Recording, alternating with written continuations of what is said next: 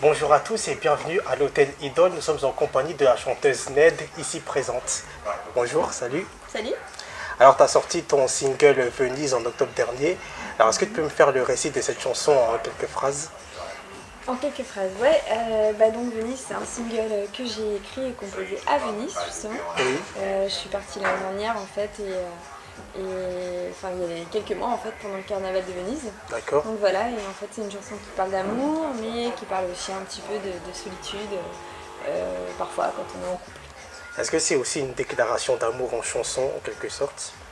Je sais pas si c'est une déclaration d'amour, non je pense pas, non c'est plus en fait une chanson qui parle de voyage, aussi de bal, de soirée, d'amusement parce qu'en fait j'ai vraiment été lors du carnaval dans un bal avec une recomposition, une restitution aussi d'époque avec des costumes d'époque. Oui. Donc c'est une chanson en fait qui se veut juste être un voyage pendant un moment précis et ce moment c'est une soirée en fait.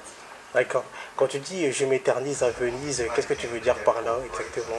Ça veut dire que je flâne un peu dans les rues et Oui. je regarde un peu ce qui se passe et je m'ennuie un peu ou en même temps je vis des choses un peu différentes.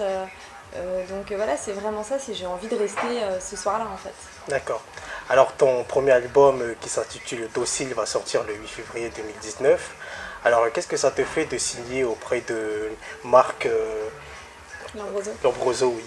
J'étais super fière parce que Marc Lombroso c'est quand même celui qui a lancé Vanessa Paradis, qui a lancé MC Goldman, Solar également. MC Solar, voilà, donc pour moi c'est des marques, hein. Aujourd'hui on parle d'eux comme ça, c'est des références, en tout cas moi c'est des artistes qui m'ont beaucoup inspirée et qui ont marqué toute mon enfance en fait. D'accord. Donc au début j'étais un peu incrédule et puis maintenant ça y est, on bosse ensemble, c'est super et voilà, donc je suis toujours hyper fière de dire que je bosse avec lui en fait. Et pourquoi ce titre Docile? Pourquoi j'ai choisi? Oui. Parce que j'avais envie d'un titre qui était à la fois classe et sulfureux. Et je sais pas si c'est un pari que j'ai réussi, mais en tout cas, j'avais envie de quelque chose un peu qui me fasse éprouver les mêmes choses que j'éprouve quand j'écoute du Gainsbourg en fait. Ça s'est passé comment la composition de cet album? Alors dans cet album, j'ai tout composé et tout écrit moi-même, Oui. sur ukulélé ou guitare, mais après en fait j'ai un peu envoyé ma voix à Guillaume Soulan qui lui après est revenu vraiment sur la composition et qui a fait toute la production, toute la réalisation, donc qui a aussi parfois transformé mes mélodies pour un peu les faire évoluer parce que je suis pas hyper douée. Mais ça s'est super bien passé, on l'a fait à 4 mains en fait. D'accord. Alors j'allais justement évoquer Guillaume Soulan. Qui est-il? Alors Guillaume Soulan en fait c'est un compositeur et réalisateur et arrangeur qui travaille pour Because Music depuis très longtemps en fait. D'accord. Il a travaillé avec Julie Zenati, Ahmed Oui. Bent, Claire Kane aussi et voilà. Donc c'est vraiment quelqu'un de très talentueux et moi j'étais hyper fière de travailler avec lui. Et c'est une personne aussi qui m'a permis d'aboutir ce projet d'album parce que c'est quand même long, 10 titres. Et donc voilà, il habite à Toulouse, donc on a fait pas mal d'aller et venir. Qui sont les musiciens qui t'accompagnent dans cet album? Alors dans l'album en lui-même, c'est vraiment Guillaume en fait, Oui. parce qu'en studio on n'était pas en live, on était vraiment en prod. Mais après sur scène, je travaille avec 4 musiciens depuis très longtemps maintenant, parce que j'ai travaillé aussi avec eux sur mon premier groupe qui s'appelait Looking for Emma. Oui. Et en fait, donc, mon batteur qui s'appelle Que Saludeg, qui d'ailleurs m'aide beaucoup sur mon projet, qui a joué avec Pascal Obispo, qui était aussi leader du groupe Les Watcha, qui était un groupe métal très connu il n'y a pas longtemps. Et puis après, j'ai Antonin Rubata. Antonin, lui, c'est mon bassiste. D'accord. J'ai Philippe Calfon qui joue à la guitare électrique. Et puis maintenant, je viens d'avoir un Romain qui vient nous rejoindre au clavier. D'accord. Alors, tu avais collaboré effectivement au sein du groupe Looking for Emma. Cet album, c'est un peu un nouveau départ pour toi? Un nouveau challenge? Alors collaborer non, parce que chez Looking j'étais aussi la lead et Oui. j'écrivais les textes et je travaillais avec à l'époque un guitariste qui lui était sur la composition et l'arrangement, mais c'était quand même toujours un peu moi qui étais à l'initiative des...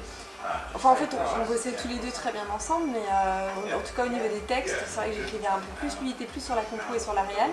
Mais en fait, avec Benjamin, lui, il était plutôt sur de la pop électro, mais de la pop folk anglaise.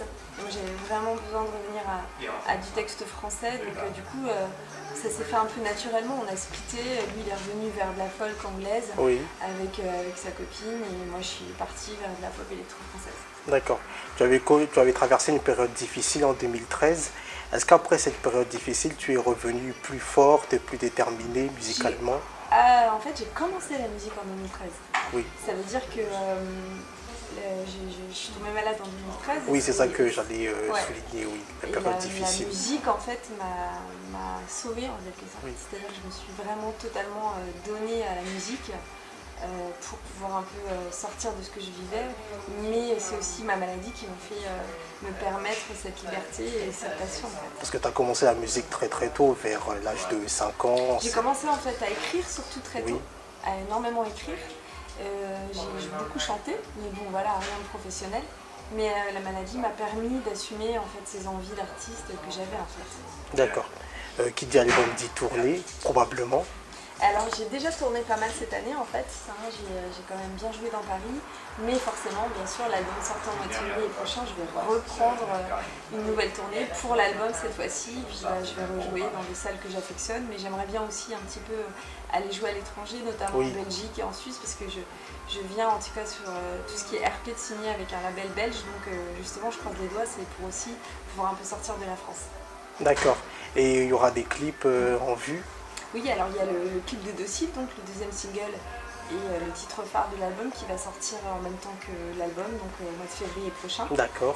Et puis là, je suis en train de tourner aussi une vidéoclip sur le titre Papa, puisque c'est un titre qui me tient à cœur aussi.